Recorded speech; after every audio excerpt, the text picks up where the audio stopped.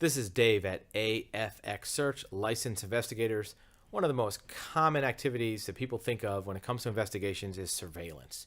So if you're an individual wanting to get some information about surveillance or want to know how it works, here's a couple things to keep in mind. First of all, whether it's a private investigator or an individual, no illegal activity is allowed when doing surveillance, and that includes trespassing. So if you're following a subject, watching a subject, you may think that you can trespass on private property or go in places that may be prohibited otherwise.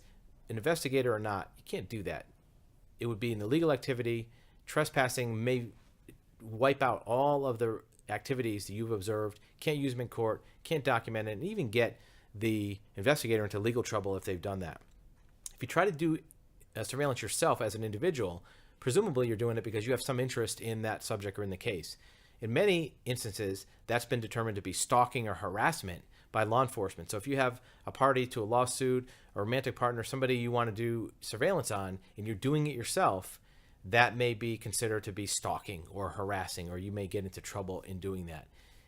Worst case scenario, you might have the evidence that you've collected tainted because you're biased. You might have the other side say, well, this really isn't what happened, or the person trespassed, or some other claims against you as a person because you have an interest in the results of that investigation. Third-party private investigator would not have that issue.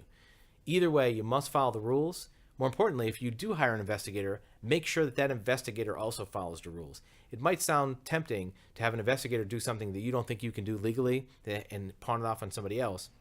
The problem is, as a client, you may be held liable for the actions of that investigator, even if you didn't do that yourself. So if you have questions about surveillance or any other type of investigative activities, you can reach us at our website at afxsearch.com.